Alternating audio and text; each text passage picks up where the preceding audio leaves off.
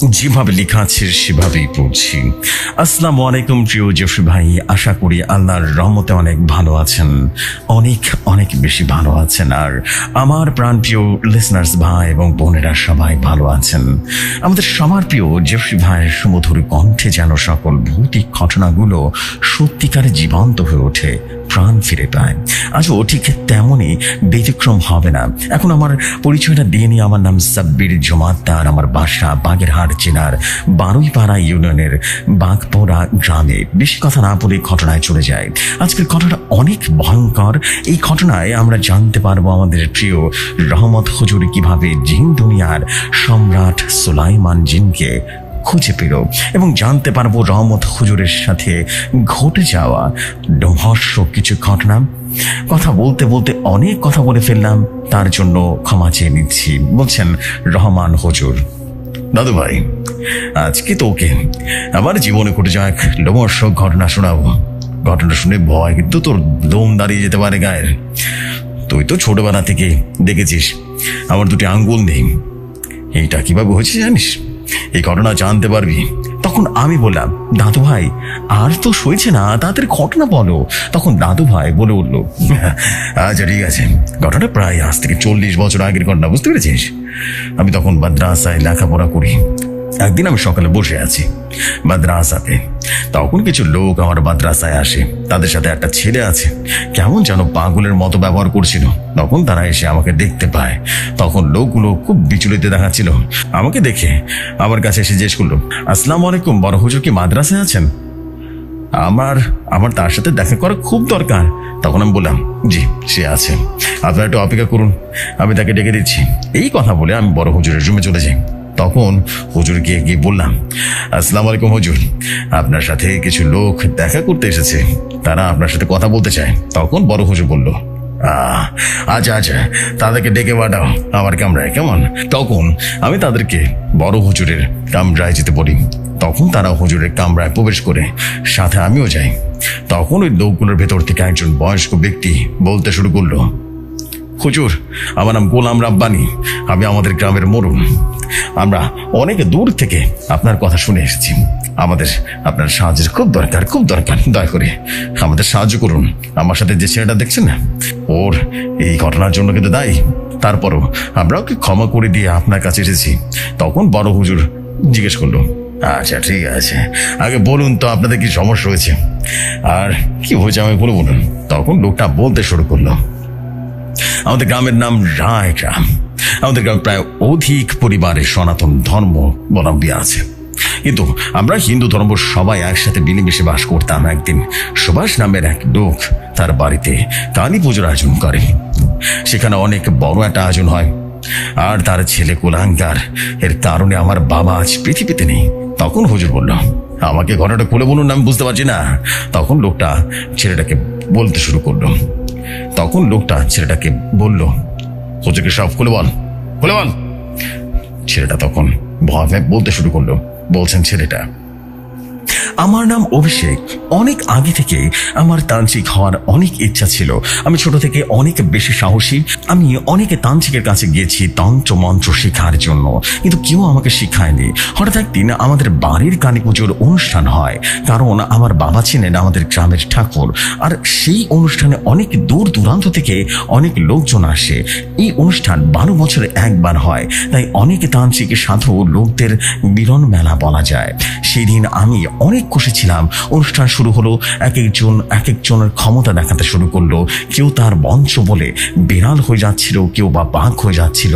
আমি এইগুলো দেখে অনেক আগ্রহী হয়ে পড়লাম। অনুষ্ঠান শেষ হওয়ার পর গুরুনাথ আমাকে এক কাপালিকের খাওয়া দাওয়ার উপরে আমার বাড়িতে নিয়ে আনা হলো। সেদিন রাত্রের বেলা তার সাথে অনেক বিভিন্ন ধরনের অলৌকিক ব্যাপারে কথাবার্তা হলো। আমি তাকে বললাম, আচ্ছা আপনি কিভাবে এগুলো শিখেছেন? আমার না অনেক শখ তান্ত্রিক হওয়ার, আমার সংসার জীবন ভালো লাগে না। তখন গুরুনাথ বলল, শোন বাসা, তান্ত্রিক হওয়া অতটা সহজ না। তুই যতটা সহজ মনে করছিস অতটা সহজ না। তান্ত্রিক হতে গেলে অনেক অনেক সাহসের প্রয়োজন হয়। তখন আমি বললাম, আমি পারবো, আপনি আমাকে শিখাবেন, আমি আপনার শিষ্য হতে চাই। তখন তান্ত্রিক হেসে দিয়ে বলল, তাহলে তো তোকে পরীক্ষা দিতে হবে। তুই কি আমার সাথে কাজ করতে পারবি? আমার কথা মতো কাজ করতে পারবি? তখন আমি বললাম, জি হ্যাঁ, আপনি যা বলবেন আমি তাই করব। তখন সে তান্ত্রিক বলে উঠল, আজ রাত 1টার পর কবর থেকে মৃত লাশের বুকের বাজরে 2টা বড় হার তোকে নিয়ে আসতে হবে। তখন আমি বললাম, ঠিক আছে, আমি প্রস্তুত আছি। তখন আমি গভীর রাত হওয়া পর্যন্ত অপেক্ষা করতে থাকি। তারপরে যখন আমি যাওয়ার জন্য প্রস্তুতি নিই, তখন গুরুনাথ আমাকে একটা তাবিজ দেয়। আমি তখন আমার উদ্দেশ্যের দিকে রওনা হই। যখন আমি কবরস্থানে যাই, তখন আমার চারদিকে কারা যেন ফিসফিস করে কথা বলা শুরু করলো। আমি তখন আমার শরীরে তান্ত্রিক গুরুনাথের দেয়া পানি পড়া ছিটিয়ে দিই। তখন চারিদিকে নিশ্চুপ হয়ে যায়। আর কিছুটা পানি কবরের চারিদিকে ছিটিয়ে দিই। তখন আমি কোনো কিছু কানে না দিয়ে কবর খুঁড়তে থাকি। কবরটা ছিল নতুন, তাই আর মাটি সরাতে বেশি কষ্ট হলো না। কবর খোঁড়া যখন শেষ হলো, তখন দেখতে পাই ছোট্ট একটা বাচ্চার লাশ। তখন আমি ছুরি নিয়ে বের হই এবং বাচ্চাটার বুকের ভেতরে ঢুকিয়ে দিই। তখনই চারদিক থেকে বলে ওঠে, অভিষেক, এই কাজটা করিস না, এই কাজটা করিস না, এর ফলাফল কিন্তু ভালো হবে না। তখন আমি ভয় না পেয়ে আমার কাজ করতে থাকি। তখন আমি বাচ্চাটার বুক থেকে হাড় বের করছিলাম। তখন বুক থেকে তাজা রক্ত রীতিমতো বের হয়ে আসছিল। তখন আমার খুব খারাপ লাগছিল। তাও আমি বোন শক্ত করে হাত দুটো বের করি, কারণ তান্ত্রিকা আমাকে হতেই হবে। তারপর আমি দেখি আমার সামনে বিশাল কুকুর এসে আমার রাস্তাটা আটকে দাঁড়িয়ে আছে। কুকুরটা ছিল সাদা রঙের, তার গাল দিয়ে রক্ত যেন বেয়ে বেয়ে পড়ছিল। আমি তখন অনেকটা ভয় পেয়ে যাই। তখন আমি আমার চারদিকে গুরুনাথ তান্ত্রিকের দেয়া সে পানি পড়া ছিটিয়ে দিই, আর কিছুটা কুকুরটার দিকে ছিটিয়ে দিই। তখন কুকুরটা চিল্লা পাল্লা করতে করতে কোথা থেকে যেন অদৃশ্য হয়ে যায়। তখন তান্ত্রিকের উদ্দেশ্যে আমি রওনা হই এবং বাড়িতে পৌঁছে যাই। যাওয়ার পরে অনেক সমস্যা হয়, কিন্তু তান্ত্রিকের দেয়া সে পানি এবং তাবিজের কারণে কোনো ক্ষতি করতে পারেনি। আমি বাড়িতে গিয়ে দেখি তান্ত্রিক এবং ওমকুণ্ড সাজিয়ে বসে আছে। তখন তান্ত্রিক আমাকে দেখে বলে উঠল, রে বাচ্চা, তুই এসে পড়েছিস তাহলে? হায়, তুই আজ তান্ত্রিক হওয়ার প্রথম ধাপ উত্তীর্ণ হলি। ওই হার দুটি আমার কাছে দে, আর এখন তুই ঘুমাতে যা। তখন আমি তান্ত্রিকের কাছে হাড় দুটো দিয়ে চলে যাই। পরের দিন এর কথা, সারাদিন আমি কাজে ব্যস্ত থাকি, আর সন্ধ্যায় তান্ত্রিকের সাথে দেখা করি। তখন তান্ত্রিক বলল, আজকে তোর শেষ পরীক্ষা, তোকে আজ শ্মশানে কাঠখড় পোড়াতে হবে, ঠিক আছে? তুই শ্মশানের পোড়ার ছায় নিয়ে আসতে হবে তোকে। আর একটা কথা, তোকে কিন্তু বিবস্ত্র অবস্থায় যেতে হবে। আর যাওয়ার সময় আমি তোকে পঞ্চভূত বাধা দিয়ে দেবো আর পানি দিয়ে দেবো। আর তোর সাথে আরো অনেক কিছু হবে, কিন্তু ভয় পাওয়া যাবে না। ভয় পেলে কিন্তু তুই শেষ। কারণ আজ অমাবস্যার রাত, আজকে জিন পিশাচদের শক্তি দ্বিগুণ হয়ে যাবে। তখন আমি বললাম, ঠিক আছে, আমি যাব। তাই বলে আমি রাতে হওয়ার আগে অপেক্ষা করতে থাকি। ঠিক তখনই রাত 1টা বাজে। তখন তান্ত্রিকের কাছ থেকে আমি বংশমালা এবং পানি নিয়ে শ্মশানের উদ্দেশ্যে বেরিয়ে পড়ি। তখন চারদিকে যেন নিশ্চুপ হয়ে গিয়েছিল, চারদিকের প্যাঁচার ডাক যেন শুরু হয়ে গেছিল। তখন আমি একা একা হাঁটছিলাম। তখন আমি জোরে জোরে হাঁটা শুরু করলাম এবং শ্মশানের কাছে পৌঁছে যায়। শ্মশানের কাছে গিয়ে একটা চিতার আগুন এখনো নিভেনি এমনটা দেখতে পায়, এবং 4-5টা কুকুর যেন আধা পোড়া মরাটাকে ছিঁড়ে ভুড়ে খাচ্ছে। তখন কুকুরগুলো আমাকে দেখে যেন একটা বিশাল শরীরে পরিণত হয়ে এবং আমাকে দেখে রক্ত চুষে রীতিমতো তাকিয়ে থাকে। তখন আমি অনেক বেশি ভয় পেয়ে যাই। কুকুরগুলো যেন আমার দিকে আক্রমণ করতে চলে আসে। তখন আমি তান্ত্রিকের দেয়া সে পানি পড়া চারিদিকে ছিটিয়ে দিয়ে, কখন কুকুরগুলো আমার দিকে আসতে পারে না, চারিদিক থেকে যেন ফোঁস করতে থাকে। তখন আমি কিছুটা পানি কুকুরগুলো দিকে রীতিমতো ছিটিয়ে দিই। তখন কুকুরগুলো সেখান থেকে অদৃশ্য হয়ে যায়। তখন আমি শ্মশানের পড়া কাঠ আর শ্মশানের ছায় নিয়ে বাড়ির উদ্দেশ্যে রওনা দিই।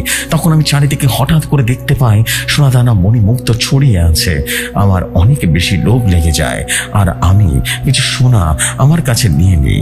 তখন পেছন থেকে কে যেন বলে ওঠে, অভিষেক, আমার সোনার রেখে যা। তখন আমি ওসব কথা না শুনে আমার বাড়ির উদ্দেশ্যে রওনা দিয়ে দিই, এবং পেছন থেকে আবারও বলে ওঠে, কি রে, আমার কথা শুনলি না? আমার সোনার রেখে যা, আমি তোকে ছাড়বো না রে, ছাড়বো না। একেবারে ছাড়বো না। তখন আমি চলে আসি তান্ত্রিকের কাছে এবং শ্মশানের ছাই এবং পোড়া কাঠ তার কাছে দেই। তখন তান্ত্রিক যজ্ঞ করা শুরু করলো এবং আমাকে বলল, শোন অভিষেক, আজ আজ যাকে ডাকতে চলেছি সে কিন্তু অনেক ভয়ঙ্কর। তাকে ডাকতে হলে অনেক সাহসের দরকার হয়, আর যদি ভুল করিস তাহলে তুই আর আমি দুজনেই শেষ। তখন আমি বললাম, ঠিক আছে। তখন তান্ত্রিক বলল, আজকে আজকে যাকে ডাকবো সে হচ্ছে মায়াবী, অনেক মায়া করবে, কিছুতেই বৃত্তের বাইরে যাবি না। আর সে হচ্ছে ইবলিস, শয়তানের ছোট ছেলে ইবরুজ শয়তান। আর যদি সে এসে পড়ে তাকে তোর কথা বলবো, তোকে অনেক শক্তিশালী করে দিবে। আর এই ছাগল দুটি দেখতে পাচ্ছিস না, এইটা তার ভোগ দিব। তখন আমি বললাম, ঠিক আছে। তখন তান্ত্রিকের যজ্ঞ আরম্ভ করলো। প্রায় আধা ঘন্টা তান্ত্রিক অনেক মন্ত্র উচ্চারণ করলো, কিন্তু কিছুতেই কিছু হচ্ছিল না। তখন তান্ত্রিক যজ্ঞের আগুনের ভেতরে সেই পোড়া ছাই এবং আমার আনা বাচ্চার হাড়গুলো দিয়ে দিল। পর মুহূর্তেই যেন আগুন যেন 4 গুণ হয়ে গেল। আগুনের তাপ যেন বসা যাচ্ছিল না। তখন তান্ত্রিক আরো জোরে জোরে মন্ত্র পড়তে থাকে। আর ঠিক কিছুটা সময় যাওয়ার পর চারদিকে যেন নিশ্চুপ হয়ে যায়। হঠাৎ চারদিকে ঝড় হওয়া শুরু হলো, চারদিকে শোষ বাতাস শুরু হলো। হঠাৎ বাদুরের ঝাঁক যেন চারদিকে ভরে যায়। হঠাৎ বিশাল এক অবব সামনে এসে উপস্থিত হলো। অববটা এতটাই কুৎসিত ছিল যে তার শরীর থেকে কালো কালো ধোঁয়া যেন বের হয়ে আসছিল। কিন্তু এটা একটা মেয়ের অবব ছিল। তখন তান্ত্রিক অনেকটা ঘাবড়ে যায় এবং বলে ওঠে, কে তুই? তোকে তো এখানে কে ডেকেছে? তখন মেয়েরূপী সেই অববটা বলে উঠল, গুরুনাথ, জানতে চাস আমি কি? আমি হলাম ডাকিনী। আমি চিত্তপুরী শ্মশানের রানী। আমার সোনা ওই ছেলেটি নিয়ে গেছে, ওকে আমার সোনা ফিরিয়ে দিতে বল। আর আমি এখানে যখন এসেছি তখন আমার ভক্তি, তুই আমাকে ডেকেছিস, আমার ভক্তি, তাড়াতাড়ি আমার ভক্তি, না হলে তোদের দুটোকে আমি মেরে ফেলবো।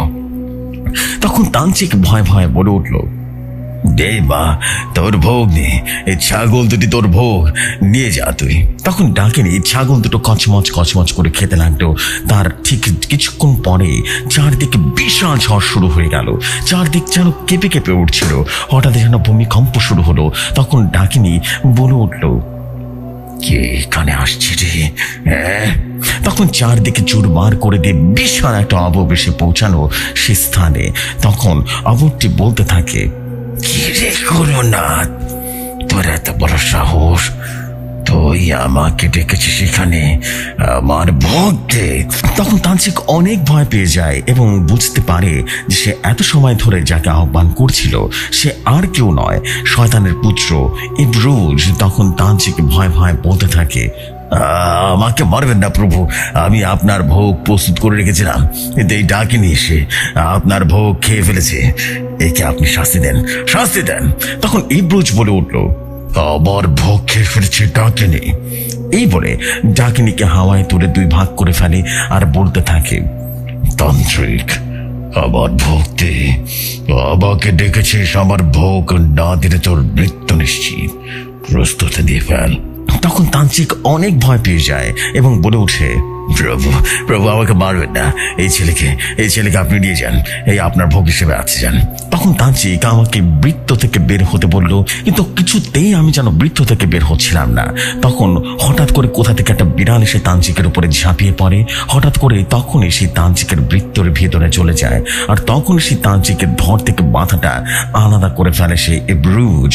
তখন আমার উদ্দেশ্যে সে শয়তান ইবরুজ বলে ওঠে, এই ছেলে, বৃত্ত থেকে বের হ, তা না হলে তোকে মেরে ফেলবো। কিন্তু আমি বুঝতে পারছিলাম যে এটাই আমার শেষ। আমি যদি বৃত্ত থেকে বের হই তাহলে আমি শেষ হয়ে যাব।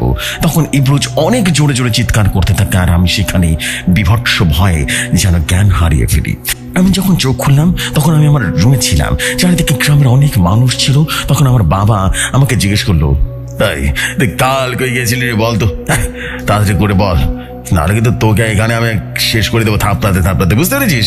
তখন আমি অনেক কান্না করতে থাকি আর অনেক ভয় ভয় বলতে থাকি সবকিছু। তখন আমার বাবা অনেক ভয় পেয়ে গেল। বাবা বললেন, তুই এটা কি করলি? তুই কাকে আহ্বান করেছিস জানিস না? তোর স্বয়ং মৃত্যুর দেবতা, এটা তুই কি করলি রে বাবা, কি করলি? ও তো আমাদের সবাইকে মেরে ফেলবে, কারণ ও শয়তানের পুত্র। ওকে ভোগ না দিয়ে কোনোভাবে তুই নিস্তার পাবি না। এখন এখন বাঁচার একটাই উপায় আছে, তাও কাজ হবে কিনা জানি না, কারণ সে এখন অনেক ক্রুদ্ধ হয়ে আছে রে। সে তার ভোগ পায়নি, সে আবারও ফিরে আসবে, আমাদের সবাইকে শেষ করে দিবে। এখন আবার তাকে আহ্বান করতে হবে, কি চায় সেটা জানতে হবে, এছাড়া কোনো উপায় নেই। এটাই বাঁচার একমাত্র উপায়। আমি তোকে বাঁচানোর সবটা করব। এই বলে বাবা অনেক কাঁদতে থাকে। তখন সবাই আস্তে আস্তে আমাদের বাড়ি থেকে চলে যায়। সেদিন সন্ধ্যায় বাবা আমাকে একটা রুমে আটকে দেয়। তখন সে অগ্নিকুণ্ড সাজিয়ে জোগাড় করার জন্য প্রস্তুতি নেয়। তখন বাবা শয়তানের পুত্র এব্রোজকে ডাকতে থাকে। তখন বাবা অনেক মন্ত্র পড়তে থাকে। তখন বাবা নাক মুখ দিয়ে রক্ত বের হতে থাকে। সেই রক্ত একটা বাটিতে করে মন্ত্র দিয়ে ঘরের চারিদিকে ছিটিয়ে দেয়। তখন ঘরের চারদিকে একটা বলয় তৈরি করে ফেলে। ঠিক তখন চারদিকে নিস্তব্ধতা বিরাজ করলো। চারদিকে কেমন যেন বোমা ফাটার মতো শব্দ হয়, কেমন যেন আকাশটা যেন মাটিতে ভেঙে পড়লে যেমন শব্দ হবে ঠিক তেমনই শব্দ হলো। তখন চারদিক থেকে অনেক অনেক বাতাস শুরু হয়ে যায়, ঘরটা যেন বাতাসে উড়ে যাবে এমন অবস্থা হলো। তখন আমি দেখতে পাই 4 হাতওয়ালা একটা প্রাণী আমার বাবার সামনে এসে বিচ্ছিরি তার চেহারা।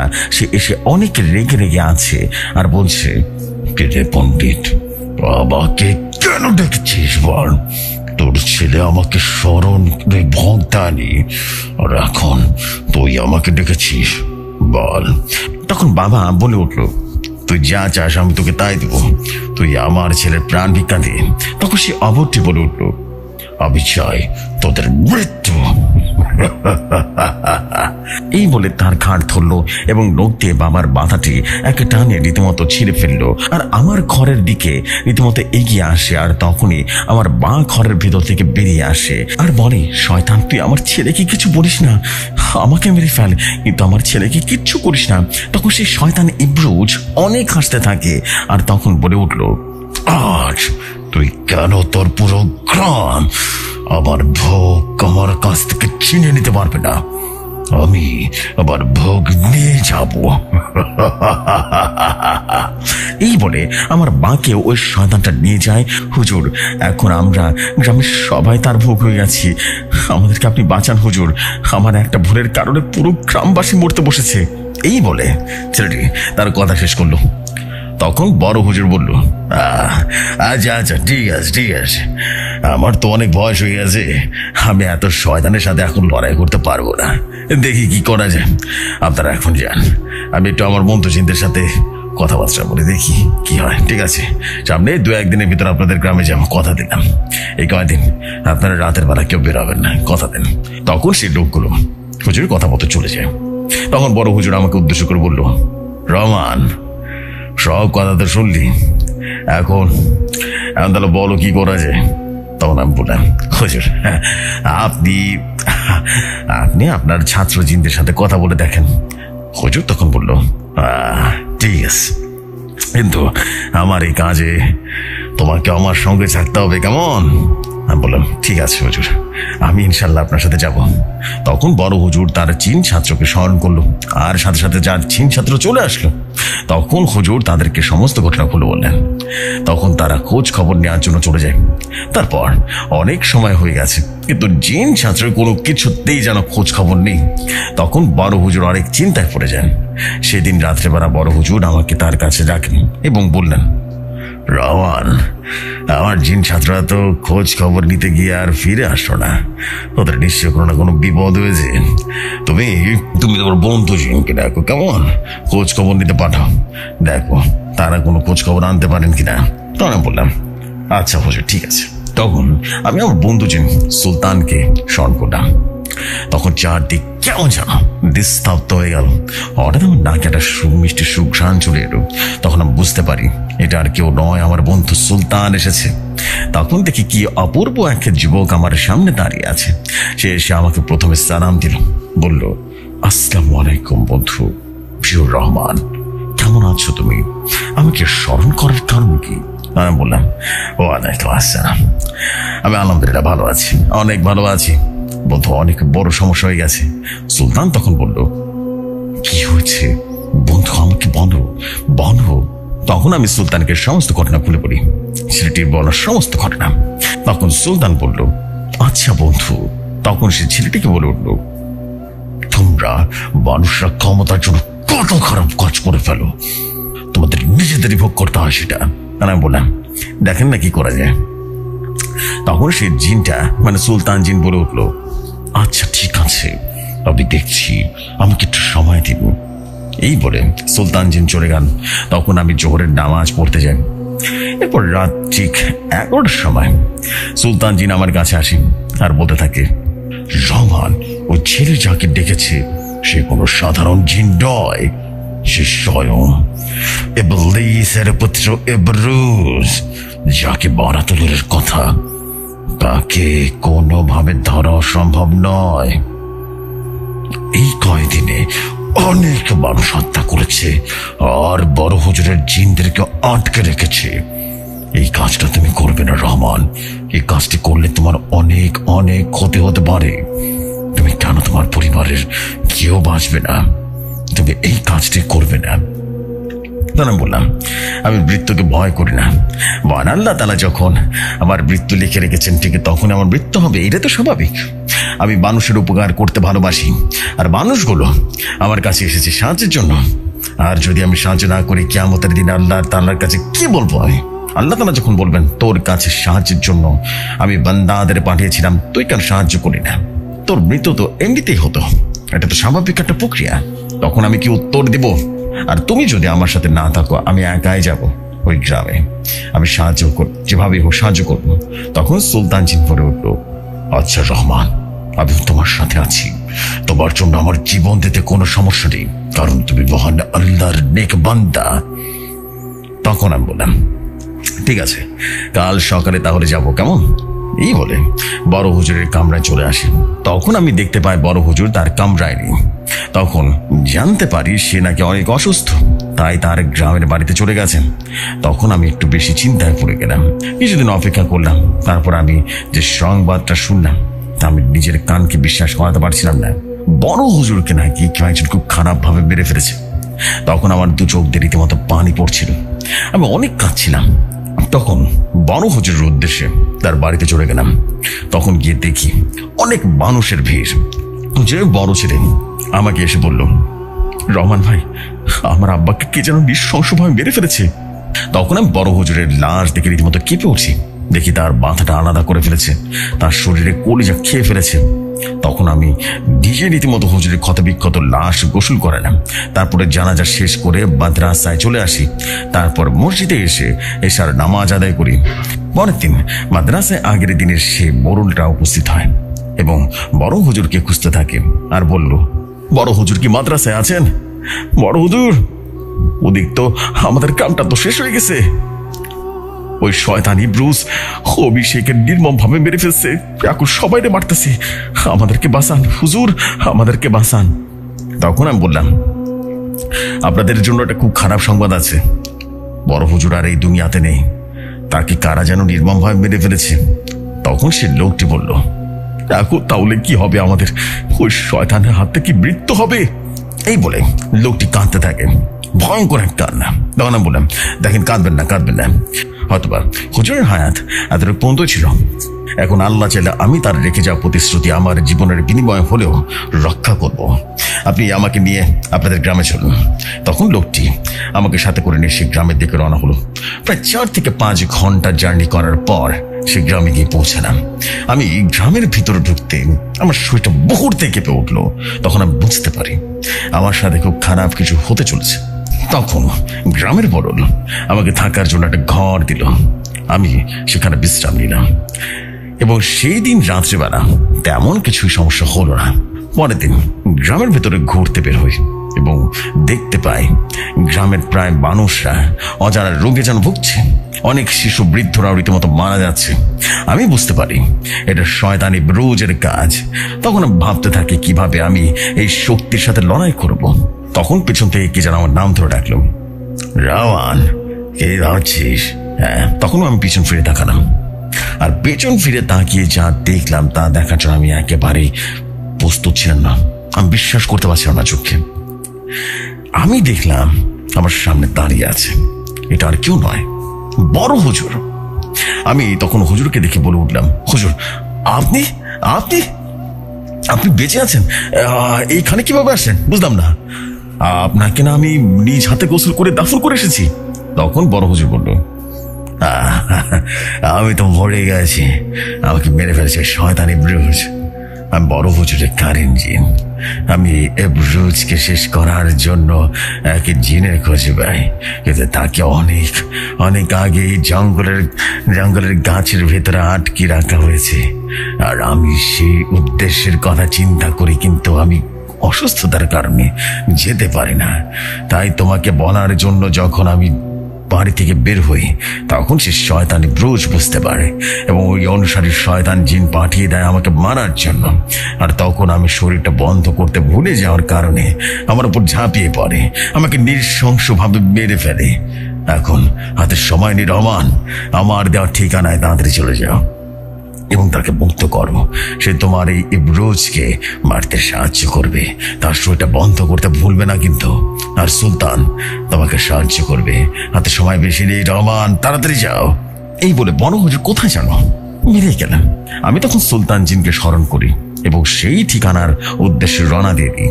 যেতে যেতে রাত হয়ে যায়। যখন আমি গাছটির সামনে চলে আসি, তখন দেখতে পাই গাছটির চারপাশে শুধু অবব আর অবব। তখন অববগুলো বলে উঠল, কিরে কবিরাজ, তুই যে কাজ করতে এসেছিস ফিরে যা, তাহলে তোকে এখানে ছেড়ে ছেড়ে খাবো। তাহলে আমি বলে উঠলাম, এই তোদের মতো আবুকে আমি ভয় পাই না, বুঝতে পেরেছিস?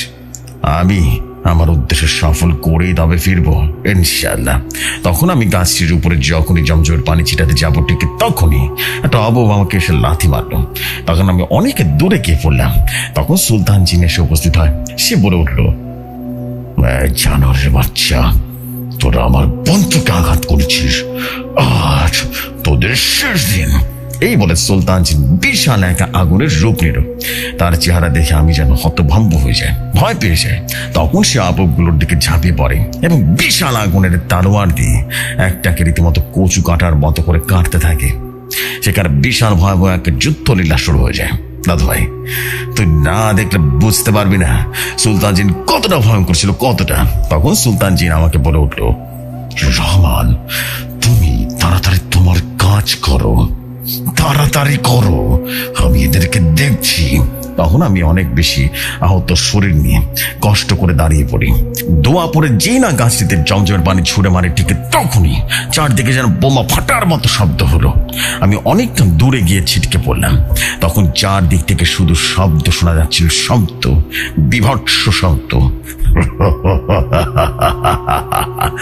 আমি মুক্ত, মুক্ত, আমি মুক্ত, এভাবে করে চিৎকার করে হাসছিল আর বিভৎস এক কণ্ঠ। তখন চারদিক থেকে অবগুলো অনেক কাঁদতে থাকে। তখন দেখি আকাশ থেকে বিশাল এক সিংহাসন মাটিতে আছড়ে পড়ল এবং সেই সিংহাসনে বসে আছে এক সুদর্শন পুরুষ, যেন রাজা তার সিংহাসনে বসে আছে। তখন চারদিকের অবগুলো যেন কান্না করতে থাকে, কান্নাটা যেন আরো বিভৎসভাবে বেড়ে গেল। তখন সে জিন বলে উঠল, আমি আজ অনেক খুশি, আমি আজ মুক্ত, আমি আজ মুক্ত, আমি আজ মুক্ত। আমি তখন অনেকটা ভয় পেয়ে যাই। তখন সে বলে উঠল, ভয় পেও না রহমান, ভয় পেও না, আমি তোমার কোনো ক্ষতি করব না। আমার জন্ম তো পৃথিবীতে খারাপ শক্তিকে বিনাশ করবার জন্য, তুমি ভয় পেও না। তখন সে আবগগুলো তাকে বলে উঠল, প্রভু, আমাকে ক্ষমা করে দিন, আমাদের অনেক বড় ভুল হয়ে গেছে। তখন সে জিন বলে উঠল, না, তোদের মতো খারাপ শয়তানের কোনো ক্ষমা নেই। এই বলে সে তার চোখ দিয়ে সেখানে থাকা সকল অবয়বগুলোকে নিমিষে শেষ করে দিল।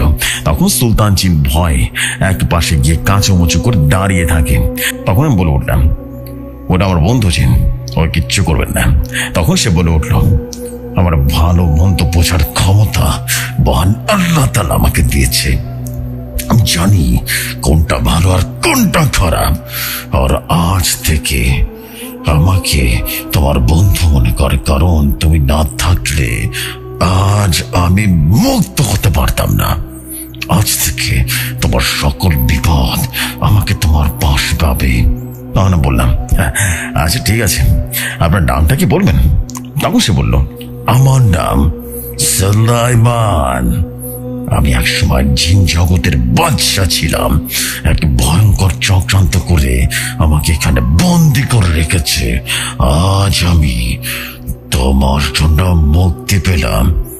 তুমি আজ থেকে আমার যখন বিপদে পড়বে আমার নাম ধরে স্মরণ করবে, আমি তোমাকে সাহায্য করব। এখন তাহলে আমি যাই বন্ধু, আমার অনেক কাজ আছে, তোমার সাথে পরে কথা হবে। এই বলে সে চলে যায়। তারপর আমি সুলতান জিন সেখান থেকে চলে আসি। তারপর আমি সেই গ্রামে চলে যাই। সেখানে গিয়ে গ্রামের পশ্চিম পাশে রুকা করার জন্য জায়গা ঠিক করি। তারপর গ্রামের বরণকে বললাম, এখানে রুকা করবো আমি, আপনারা কেউ যেন বাইরে থেকে ডাক দিলে কোনোভাবে বের হবেন না, কেমন? কোনোভাবেই না, যত যাই হয়ে যাক না কেন কোনোভাবে বের হবেন না। তখন বরণ বলে উঠলো, ঠিক আছে ভাই, আপনি যা করবেন তাই করুন না, কোন সমস্যা নেই। কিছু সময় পর আমি রুকার জন্য বৃত্ত আঁকি। সেটা বন্ধ করে বৃত্তের মাঝে বসে পড়ি। তখন দোয়া পাঠ করতে থাকি। অনেকক্ষণ রুকা কাজ করার পর চারদিকে হঠাৎ করে ঝড় শুরু হয়ে গেল। চারদিকে যেন ভূমিকম্প শুরু হয়ে গেল। চারদিকের ঘোর অন্ধকার হয়ে গেল। কিছু সময় পর ঝড় থেমে গেল। তখন একটা অববেশে আমার সামনে হাজির হলো। দাদু ভাই, কি যে ভয়ঙ্কর তার চেহারা, না দেখলে তুই বিশ্বাস করবি না। সে যেন আকাশের সমান উঁচু বিশাল দেখি। পিঠের ভেতর থেকে দুটো ডানা বেরিয়ে আছে। চোখ থেকে যেন আগুন বের হচ্ছে, আগুন। এই রূপ দেখে আমি অনেকটা ভয় পেয়ে যাই, কারণ আমি এত ভয়ঙ্কর খারাপ অবর সামনাসামনি কখনো হইনি। তখন সে অবরটা বলে উঠলো, এটা কবিরাজ, আমাকে কেন ডাকলি? তোর বুঝি বরার পাক না গজিয়েছে? আমি বলে উঠলাম, এই শয়তান, এই গ্রামের নিষ্পাপ মানুষগুলো কি কেন মারছিস রে? এখান চলে যা। তখন সে অবরটা বলে উঠলো, কবিরাজ, তুই কাকে হুকুম করছিস? তুই আমাকে চিনিস না। আমি কারো হুকুমের দাস নই। আমার পরিচয় জানিস না, তাহলে আমাকে হুকুম করার সাহস হতো না। আমি বললাম, তুই কে আমার জানার দরকার নেই, তুই নিজের ভালো চাস তো এখানে চলে যা। তখন সে অবরটি অনেক হাসতে থাকে আর বলে উঠলো, আমাকে ভয় দেখাস? শোন, আমি ইবলীসের পুত্র ইবরোজ। আমার কোনো শেষ নেই রে। আমি সবকিছুর ধরা চাওয়ার বাইরে, আমাকে শেষ করতে পারবি না। কবিরাজ, এখন তুই মৃত্যুর জন্য প্রস্তুত রে ফেল। তখন কোথা থেকে জানো অনেকগুলো আপদ আমার দিকে রীতিমতো ছড়ে আসে। তখন চারদিক থেকে বাতাস বইতে শুরু করলো। তখন সেখানে সুলতান জিন এসে উপস্থিত হলো। তখন সে ভয়ঙ্কর এক রূপ নিল এবং বলে উঠল, কে আসছিস আয়, আজ তোদের মৃত্যু আমার হাতেই হবে। এই বলে আবুগুলোর উপরে রীতিমতো ঝাঁপিয়ে পড়লো আর একটা একটা করে ধর থেকে মাথাটা আলাদা করে ফেললো। তখন হঠাৎ করে একটা আবু আমার উপরে ঝাঁপিয়ে পড়ে, সাথে সাথে আমার হাত কামড়ে ধরে এবং হাতের 2 আঙ্গুল ছিঁড়ে ফেলে। তখন আমি যন্ত্রণায় কাঁদরাতে থাকি। তখন সুলতান জিন এসে সে আবুটাকে ধরে 2 ভাগ করে ফেলে। তখন পেছন থেকে শয়তান ইবরোজ শয়তানকে ধরে ফেলে এবং অনেকটা দূরে ছুঁড়ে মারে। তখন সুলতান জিন অনেক বেশি আহত হয়। তখন সে শয়তান আবুগুলোকে রীতিমতো আমাকে মেরে ফেলতে বলে। ঠিক তখন আমার মনে পড়ে যায় সুলাইমান জিনের কথা। সুলাইমান জিনকে আমি স্মরণ করলাম। তখন চারদিক থেকে প্রচন্ড ঝড় শুরু হয়ে গেল। চারদিকে বিদ্যুৎ চমকাতে শুরু করলো। চারদিকের গাছপালা যেন নিমেষে উড়ে উড়ে যাচ্ছিল। আর তখন চারদিকে ভূমিকম্প শুরু হয়ে গেল। তখন শয়তান ইবরোজ বলে উঠলো, এখানে এত ঝড় হচ্ছে কেন রে? এখানে আমি যার কথা ভাবছি সে আসছে না তো?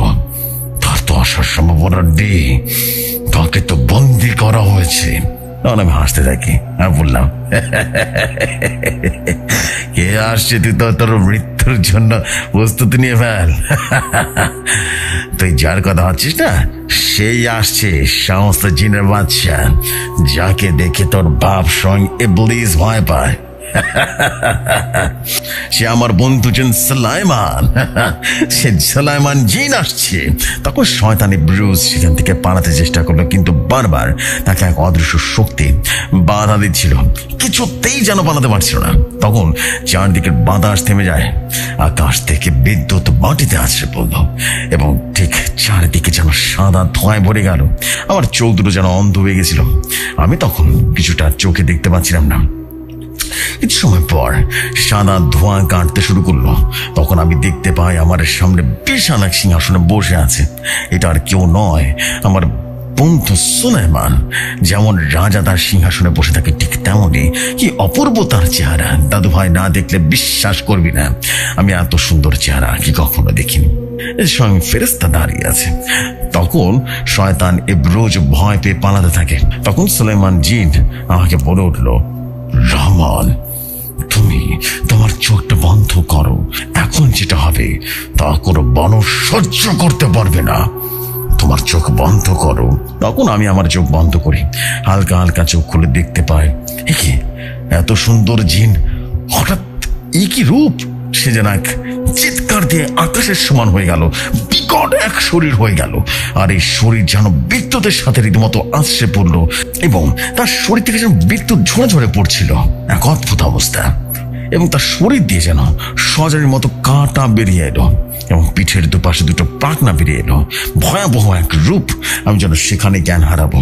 অনেক কষ্টে নিজেকে সামলে নিলাম। তখন সুলাইমান জিন বলে উঠল, শয়তান ইবরোজ, অনেক বাদর করছিস তুই, অনেক মানুষের ক্ষতি করছিস তুই, আমার বন্ধু রামানকে আঘাত করেছিস তুই। আজ তোকে আমার হাত থেকে তোর পিতা ইবরোজ বাঁচাতে পারবে না।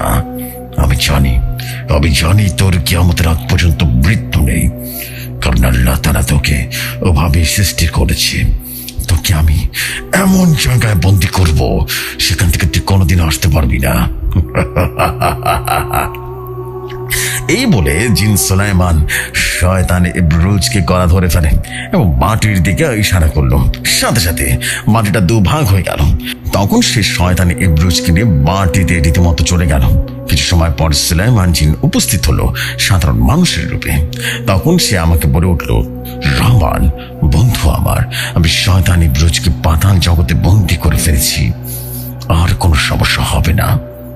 ওই গ্রামগুলো এখন মুক্ত আছে। এই বলে আমার কাছে এসে দোয়া পরে ফু দিল এবং আমি সুস্থ হয়ে গেলাম এবং সুলতান জিনকে সুস্থ করে দিল। যে সময় এই ছিল ঘটনা। আশা করি ঘটনাটি সবার কাছে ভালো লাগবে এবং লেখার মধ্যে কোনো ভুল ত্রুটি হলে ক্ষমা সুন্দর দৃষ্টিতে দেখবেন। আশা করি সবার কাছে ঘটনাটি ভালো লাগবে। আমি যেন অসুস্থতা কাটিয়ে উঠতে পারি, নতুন ঘটনা লিখতে পারি, আপনাদের জন্য আনন্দদায়ক ঘটনা নিয়ে আসতে পারি। আশা করি ঘটনাটি সবার কাছে ভালো লেগেছে। ভৌতিক কথা চিরজীবী হোক। আল্লাহ হাফেজ, সবাই ভালো থাকবেন।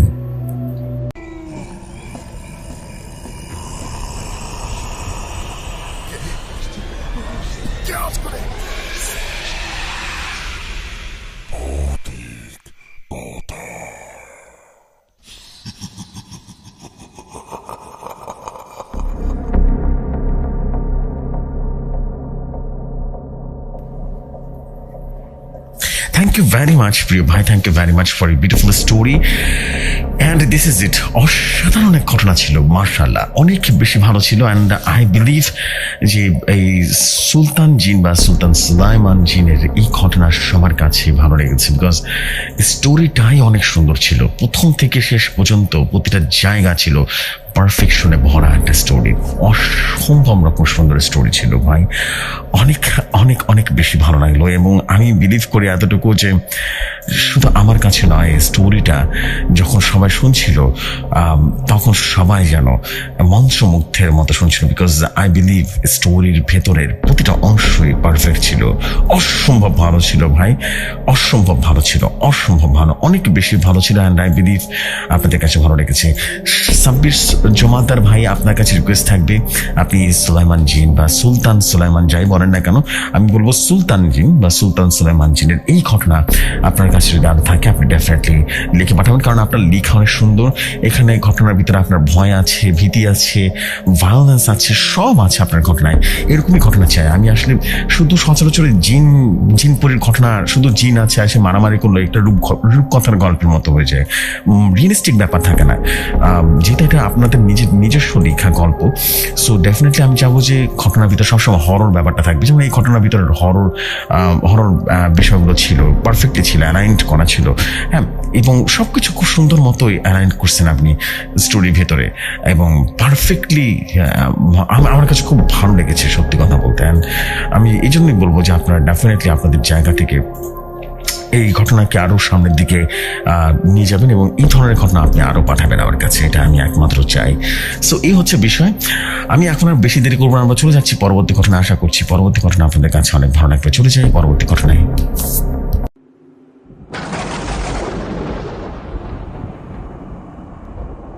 যেভাবে লেখা আছে সেভাবেই পড়ছে। আসসালামু আলাইকুম প্রিয় জেফরি ভাই, আশা করি মহান আল্লাহ তাআলার অশেষ রহমতে আপনি এবং আপনার ভৌতিকতার সকল লিসনার্সগণ সবাই ভালো আছেন, কারণ আপনি সবসময় ভালোর দলেই থাকেন। প্রিয় জেফরি ভাই, আজকে যে ঘটনাটা শেয়ার করতে যাচ্ছি ঘটনাটি সম্পূর্ণ সত্যি ঘটনা, এবং ঘটনাটি আমার এক বন্ধুর সাথে করে যাওয়া ঘটনা। প্রিয় জেফরি ভাই, আজকে এই ঘটনার নাম দিলাম অদৃশ্য শক্তির অধিকারী। প্রিয় জেফরি ভাই, ঘটনায় যাওয়ার আগে আমি একটু বিরক্ত করব, তার জন্য দুঃখিত। আসলে আমি সকল লিসনারদের উদ্দেশ্যে কিছু কথা বলে থাকি। আমি হয়তোবা শিক্ষার উচ্চ মানের না হলেও আমার মনেও ইচ্ছা জাগে যে আমিও আমার মনের ভিতরে জমে থাকে কিছু কথা প্রকাশ করি, যে কথাগুলো শুনে হয়তোবা কিছু মানুষ উপকৃত হতে পারে। তবে আমি ছোট মানুষ, বড় কথা বলে থাকলে ক্ষমা করে দেবেন। প্রতিনিয়ত আমার চারপাশে বর্তমান সময়ে যা দেখছি, যা ঘটছে, যা আমাদের করণীয় নেই, তবুও বলছি আমরা নিজেরাই কিছুটা সচেতন হই। যেমন আজকাল বাবা মাকে শ্রদ্ধা করা, মুরব্বীদের সম্মান করা, ছোটদের স্নেহ করা, এসব যেন ধীরে ধীরে আমাদের গ্রাম থেকে চলে যাচ্ছে, চিরতরেই যেন মুছে যাচ্ছে। আমরা কেউ কাউকে সম্মান দিতে জানি না, সম্মান নিতে জানি না। আমরা যেন অন্ত হয়ে গেছি। টিকটক আর ভাইরাল হওয়ার জন্য আজকাল উলঙ্গ হতেও দ্বিধাবোধ করছে না। দেখুন, ভাইরাল হলে কি হবে? আপনি কি একবার ভেবে দেখেছেন আপনার ভাইরাল হওয়া অশ্লীল এই ভিডিওটি আপনার বাবা মা, ভাই বোন, আত্মীয় স্বজনের, পাড়া প্রতিবেশী, এমনকি আত্মীয় স্বজনের কাছে, আপনার বোনের কাছে যদি আসে, চিন্তা করে দেখেছেন তারা আপনাকে এই অবস্থায় দেখার পর তাদের কি একটু লজ্জিত বোধ হবে না? কিভাবে পারেন অল্প কিছু টাকার জন্য হীরের চাইতেও দামি যে সম্মান, যে ইজ্জত, সেটাকে সেকেন্ডের মধ্যেই শেষ করে দিতে? আসলে ডিজিটাল তো নয়, মিথ্যের সাগরে ভেসে চলেছে গোটা সমাজটাই। আমার দুঃখ হয়, আমার খুব কষ্ট হয় কিভাবে পারেন একজন মুসলিম হয়ে আপনার এত দামি সম্মানকে কোটি কোটি মানুষের সামনে একেবারে নষ্ট করে দিতে। ওই মহান আল্লাহ পাক রাব্বুল আলামিন পরকালের এই সমস্ত লোকদের জাহান্নামে নিক্ষেপ করবেন, আর তাদেরকে জাহান্নামের সবচাইতে কঠিন থেকে কঠিনতম আযাব আল্লাহ পাক দিয়ে থাকবেন।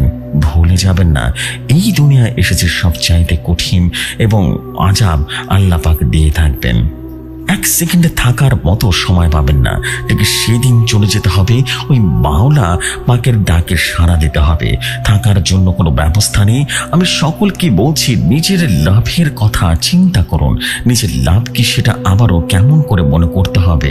তবে আমি একটাই কথা বলবো, আপনার লাভ আপনার নামাজ, আপনার লাভ আপনার সকল প্রকার ইবাদত, আপনার লাভ আপনার বাবা মা, তার প্রতি ভালো আচরণ করা, মা বাবাকে ভালোবাসা এবং আত্মীয় স্বজন, পাড়া প্রতিবেশী সবার সাথে ভালো ব্যবহার করা, সত্য কথা বলা এবং সত্যের পথে চলা, এটাই ভাই এবং বোনদের একমাত্র পুঁজি করা উচিত। যদি আল্লাহর এমন কোনো সৎ বান্দা এখানে থেকে থাকেন, তাহলে অবশ্যই কথাগুলো মন মেনে চলবেন। ভালো পথে আসতে সময় লাগে না। তো যাই হোক, অনেক কথা প্রথমে বলে ফেলেছি, এই জন্যই ক্ষমা চেয়ে নিচ্ছি। এখন আমি আমার পরিচয়টা দিয়ে নিই। আমি সুজন মিয়া, আমার জেলা কুমিল্লা থানা মুরাদনগর। বর্তমানে আমি মালয়েশিয়ান প্রবাসী। ব্যক্তিগত কারণে আমার গ্রামটির নাম প্রকাশ করছি না। চলুন না চলে যায় আজকের ঘটনাটি যেহেতু আমার বন্ধুর সাথে ঘটে যাওয়া ঘটনা, তাই আমার বন্ধুর মতো করে বলছি। ও ভালো কথা, আমার বন্ধুর নাম জুবাইর। ফিরে যাই ঘটনায়। বলছেন আমার বন্ধু জুবাইর, বুঝলি সুজন, অনেক দিন বললে ভুল হবে, অনেক বছর নিজের বুকে একটা সত্য ঘটনার চাপা দিয়ে রেখেছি। অনেকই কষ্টকর, বলার মতো মানুষ আজও আমি পাইনি, তাই আর বলা হলো না। আজকে ভাবলাম যদি আমি মরে যাই, এমন সত্য যে আমার সাথে ছিল, সত্যটা কেউ জানতে পারবে না। এই ভেবে আমি সিদ্ধান্ত নিয়েছি সুজন, এই কথাটা কাউকে না বললেও তোকে আমি বলে যাব, যেন তোর নাতিপুতিরা আড্ডা দেওয়ার সময় এই গল্পটা তোদের সবাইকে শোনাতে পারে। ঠিক গল্প নয়, এটা ভয়ঙ্কর এক শাস্তি রে বন্ধু, ভয়ঙ্কর এক শাস্তি। এই বলে জুবাইর একটা স্বস্তির নিঃশ্বাস ফেললো।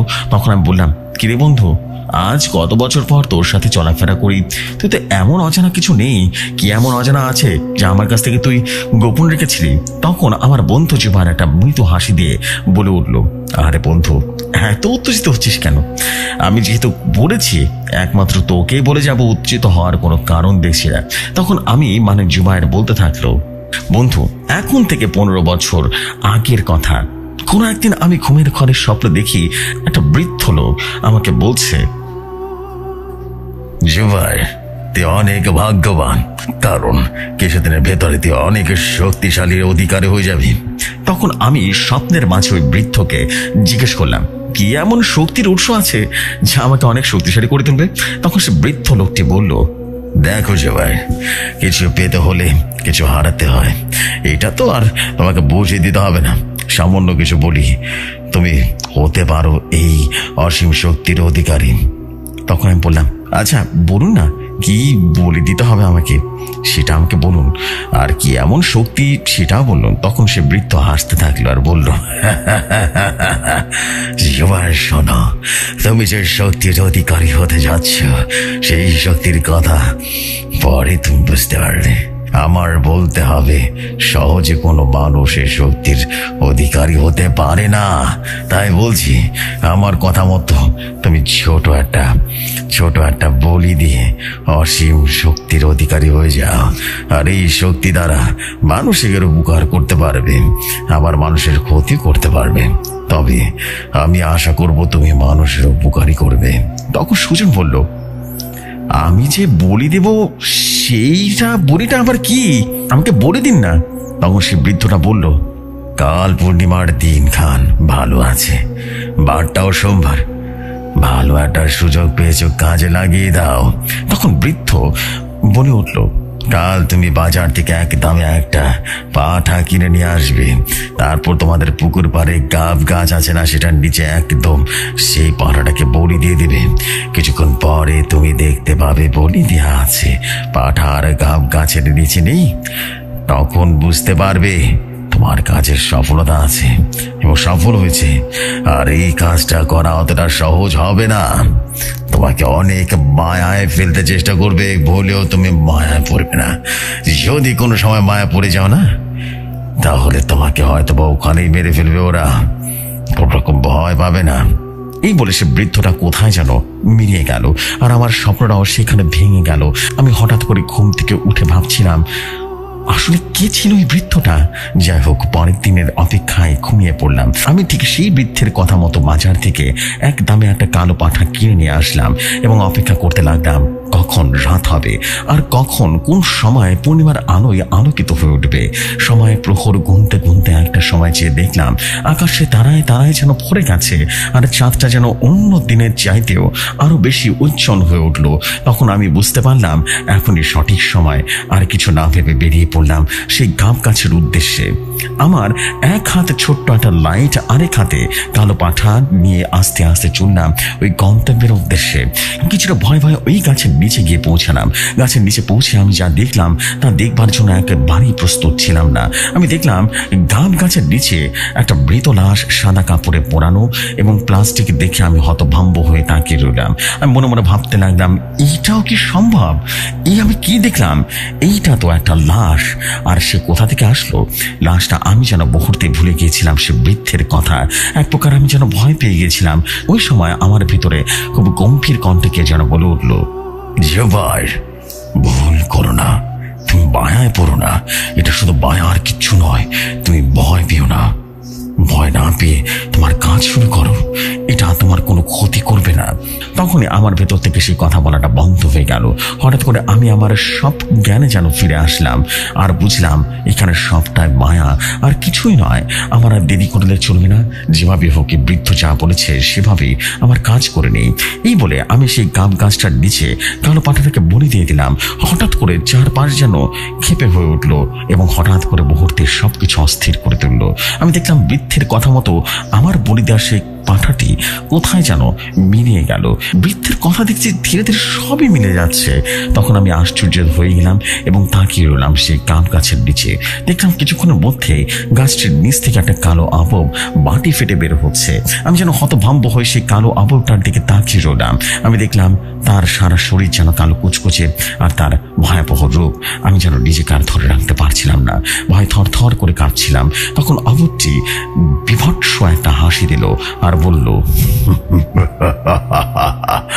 জুবায়ের, তুমি ভয় পেও না, আমি তোমার কোনো ক্ষতি করব না। তুমি যে বলি দিয়েছিলে সে বলি আমি সন্তুষ্ট হয়েছি। বলো তুমি কি চাও? আমি তোমার সকল চাওয়া পূর্ণ করব, যদি তা সম্ভবের ভিতরে হয়।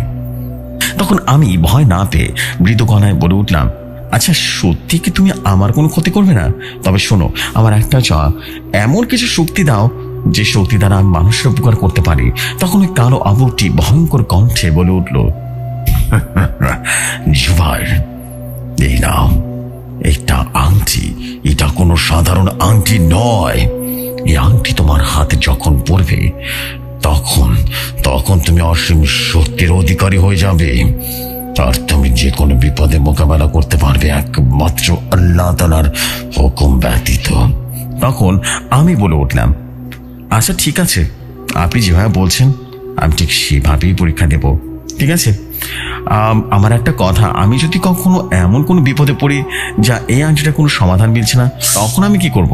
তখন সে আবুটা গম্ভীর কণ্ঠে বলে উঠল, তুমি যদি এমন কোন সমস্যায় পড়ো যে সমস্যা আংটি দ্বারা সম্ভব নয়, তখন আমাকে তুমি স্মরণ করবে। তবে আমি সমস্যার সমাধান তোমার জানিয়ে দেব। আর আমাকে স্মরণ করতে হলে আমার দেয়া এই স্বর্ণের আংটির উপরে 3 বার আমার সেখানে মন্ত্র দ্বারা আঘাত করলে আমি সব বুঝতে পারবো তুমি কোন বিপদের সম্মুখীন হয়েছ। জুবায়ের, একটা কথা মনে রাখতে হবে সবসময়, যে কথায় তথায় তোমার জীবন ও মরণের বিষয়টা ঘিরে রয়েছে। তুমি কখনো মানুষের ক্ষতি করতে পারবে না। যদি কারো ক্ষতি করার চেষ্টা করো তাহলে তুমি নিজে নিঃশেষ হয়ে যাবে। এই বলে সে কালো আববটি কোথায় যেন নিমিষে হাওয়ার সাথে মিলিয়ে গেল। আমি আংটিটার সাথে করে নিয়ে ওখান থেকে চলে আসলাম। আর তখন রাত 12টা কিংবা 1টা বাজে। আংটিটা সুরক্ষিত জায়গায় রেখে আমি ঘুমানোর প্রস্তুতি নিলাম। তখনই আবার সে বৃদ্ধ বলে উঠল, আমার ভেতর থেকে বলে উঠল, জুবায়ের, তুমি আমার কাজে সফল হয়েছ, তবে সবসময় ভালোর দিকটাই চিন্তা করবে, কোনো বন্ধ দিক করবে না। মানুষের উপকারে আসার চেষ্টা করবে। অবশ্যই আল্লাহ পাক তোমার ভালো করবে। এখন আসি, ভালো থেকো। এই বলে বৃদ্ধটা তার কথা বলা শেষ করলেন। তখন আমি আর দেরি না করে ঘুমিয়ে পড়লাম। পরের দিন আমিও ওই কালো আববের দেয়া সেই আংটিটা হাতে পড়লাম। তখন আমি এমন কিছু সাক্ষী হতে যাব কখনো ভাবতে পারিনি। বুঝলে বন্ধু, আমার হাতে যখন আংটিটা পড়লাম তখন আমি দেখলাম আমার মাঝে আমি নেই, আমার মাঝে অন্য কারো বসবাস শুরু হয়ে গেছে। আমি যেন 100 জন মানুষের শক্তি আমার গায়ে অনুভব করতে পারছিলাম। আমার মনে হচ্ছিল সেই সময় একটা দানব হয়ে গেছিলাম। দানব আমার আচার আচরণ স্বাভাবিক হতে লাগলো। তখনও আমি আর দেরি না করে আমার হাতে থাকা রীতিমতো একটা টান দিয়ে সে আংটিটা খুলে ফেললাম। আর তখন আমি অনুভব করতে লাগলাম আমি যেন কিছুটা দুর্বল হয়ে পড়েছি, অনেকটা অসুস্থ হতে লাগলাম। আমি বুঝলাম এই আংটি অনেক বেশি শক্তিশালী। এই আংটির শক্তির বর্ণনা আমার মতো সাধারণ মানুষের করা সম্ভব নয়। এই বলে জুবায়ের থামলো। আমি তখন বলে উঠলাম, আচ্ছা জুবায়ের, তারপর সে আংটিটা কি করেছিস? এই আংটিটা কি এখনো তোর সাথে আছে? তখন জুবায়ের বলে উঠলো, হ্যাঁ, আংটিটা এখন আমার কাছে আছে। আজও কেউ জানতে পারেনি আমার এই শক্তির কথা, শুধু তোকেই প্রথম জানালাম। আমি বললাম, আচ্ছা বন্ধু, তুই এত শক্তির অধিকারী কখনো কোনো মানুষের উপকার করেছিলিস? হ্যাঁ। তখন আমার বন্ধু জুবায়ের পড়ে উঠলো, হ্যাঁ বন্ধু, আমি অনেক মানুষের উপকার করেছি, তবে যার উপকার করেছি তারা কখনো জানতে পারেনি যে তার উপকার কে করেছে। এমনই একটা ঘটনা আমি তোকে বলতে যাচ্ছি, শোন তাহলে। তখন আমার বন্ধু জুবাইর বলতে শুরু করলো, আজ থেকে প্রায় 6 বছর আগের কথা। আমি আমার এক মামার শ্বশুর বাড়িতে বেড়াতে গিয়েছিলাম। তখন আমার সাথে আমার মামা আর মামি ছিল, আরেকজন ছিল মামার ছোট ছেলে হৃদয়। আমরা 4 জন গিয়েছিলাম। যাওয়ার পর আমি দেখলাম আমার মামির মা আমার জন্য অনেক আয়োজন করে রেখেছে। আমার খাওয়া দাওয়া শেষ করে ঘুমানোর জন্য প্রস্তুতি নিলাম। আমাকে আমার মামার ছেলে হৃদয়ের সাথে থাকতে দিল। আমরা দুজনে একটি ঘরে, আর বাকি সবাই একসাথে ঘরে ঘুমিয়ে চলে গেল। আমার ঘুম আসছিল না, কারণ হঠাৎ করে কোনো জায়গায় বেড়াতে গেলে আমার সহজে ঘুম আসে না। তেমনি কিছুক্ষণ পরে আমি একটা চিৎকার শব্দ শুনতে পেলাম। তখন আমি আর ঘুমাতে পারলাম না। সেই চিৎকার কোথা থেকে ভেসে আসছে, আমি যেন দ্রুত ঘুমাতে গিয়ে সেই ঘরটা খুলে চিৎকার কোথা থেকে আসছে সেটা বোঝার চেষ্টা করছিলাম। আমি বুঝতে পারছিলাম পাশের কোনো বাড়ি থেকে রীতিমতো চিৎকারটা ভেসে আসছে। অনেকক্ষণ চিৎকার করার পর দেখলাম হঠাৎ করে চিৎকার করা বন্ধ হয়ে গেছে। আমি অপেক্ষা করতে লাগলাম আর কোনো চিৎকার করে নাকি করে না। কিছুক্ষণ পর অনেকগুলো মানুষের সম্মিলিত আওয়াজ শুনতে পেলাম। তারা যেন বলছিল, এই মায়াটার ধর। সুইলা গেল, আরে সুইলা গেল, মায়াটার ধর। এতটুকু বুঝতে পারছিলাম। আর আমি ভাবতে লাগলাম আসলে কি হচ্ছে। তখনই আমার খুব জানতে ইচ্ছা হলো যে আসলে কি হচ্ছে ওখানে। তখনই আমি ঘর থেকে বেরিয়ে আমার বামাকে ডাকলাম। আমার ডাক শুনে আমার বামির মা দরজাটা খুলে বলে উঠল, কিরে ভাই, কি হয়েছে? কোনো সমস্যা হয়েছে নাকি? ঘুম আসে না? এখনো ঘুম আসে না কেন? তখন আমি ওনাকে বললাম, নানু, পাশের বাড়িতে যে চিৎকার করছে না, সে চিৎকারটা কে করছে? সেটার জন্যই আপনাকে ডাকলাম। তখন নানু বলে উঠলো, আরে ভাই কইস না, ওই বাড়ির হাসিম আলী মাইয়া, আর যত দিন যাইতেছে তত ওনারা খুঁজে পাওয়া যায় না। আবার কোনো সময় আচার আচরণ দেখলে মনে হয় যেন জিনে ধরেছে। প্রতি রাতে এরকম হয়। আচ্ছা যা, অনেক রাত হয়েছে, তোরা তো কিছু ভাবতে কোনো লাভ নাই, তোর ভয় লাগবো। এই ঘরে তোর থাকার ব্যবস্থা করে দিব, ঠিক আছে? এখন যা, ঘুমা। তখন আমি বললাম, নানু, আমি ভয় পাই না, এই জন্য তো তোমাকে জিজ্ঞাসা, আসলে কিরকম সমস্যা, চিৎকার কেন করলো মায়াটা? আচ্ছা নানু, আমি যাচ্ছি ঘুমাতে, দরজাটা লাগিয়ে দাও। তারপর আমি ঘুমাতে চলে আসলাম। কি বলবো বন্ধু, এরকম ঘটনা বাইরে করছিল, আমার যে কোনোভাবেই যে ঘুম আসছিল না। আমি আবারও শুনতে পাই ওই চিৎকার। তখন আমি আর দেরি না করে আমার আংটিটা হাতে পড়লাম, জানবার জন্য যে আসলে কি হচ্ছে। আংটিটা হাতে পড়ার সাথেই আমি আমার শক্তি ফিরে পেলাম। সে এসব আমার সাথে দূর থেকে রেখেছে। সেই শক্তি নিয়ে আমি বের হয়ে গেলাম আর আংটিটাকে বললাম, আমাকে অদৃশ্য করে দাও। সাথে সাথে আমি অদৃশ্য হয়ে গেলাম আর সেই চিৎকার অনুসরণ করতে লাগলাম। কিছুক্ষণ যাওয়ার পর আমি দেখতে পেলাম সে মেয়েটি কয়েকজন লোক ধরে আছে, তার বাড়িতে নিয়ে যাওয়ার চেষ্টা করছে। এতগুলো লোক তাকে ধরে রীতিমতো রাখতে পারছিল না।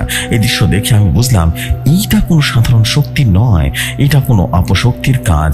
আমি আর না ভেবে মেয়েটার কাছে গেলাম। আমাকে কেউ দেখতে না পারলেও আমি ঠিক সবাইকে দেখতে পাচ্ছিলাম। আমি দেখছিলাম মেয়েটির ভেতরে যে অপশক্তি আছে, সেই খারাপ শক্তিটা, সেই শক্তিটা ক্ষতি করছে, যুগ যুগ ধরে আসছে। এবং আমাকে দেখে ওই মেয়েটির ভেতরে থাকা অপশক্তি আমাকে বলে উঠলো, গম্ভীর কণ্ঠে বলে উঠলো, তুই এখানে কি করছিস? তুই এখান থেকে চলে যা, আমার সাথে লাগতে আসিস না, তার পরিণাম ভালো হবে না। তখন আমি ভয়ঙ্কর কণ্ঠে বলে উঠলাম, শয়তান, তোর কাজ মানুষের ক্ষতি করা, আর আমার কাজ মানুষের বিপদ থেকে উদ্ধার করা। তাই বলছি, কোনো সময় আছে, এখান থেকে চলে যা, মেয়েটাকে ছেড়ে দে, বুঝতে পেরেছিস? এই নিষ্পাপ মেয়েটাকে আর কষ্ট দিস না। তখন সে অপশক্তি শয়তানটা বলে উঠলো, না, আমি যাব না, মেয়েটাকে নিয়ে এসেছি, নিয়ে যাব।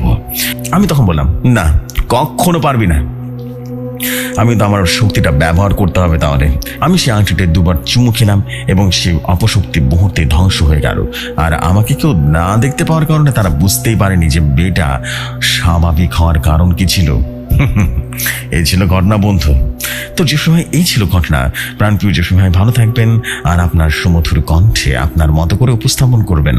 আর কবে কততম এপিসোডে শেয়ার করবেন জানাবেন, দয়া করে আমাকে জানিয়ে দেবেন। ভালো থাকবেন, ভালো থাকুন। ভৌতিক কথা। আসসালামু আলাইকুম। আমি সুজন মিয়া বলছিলাম।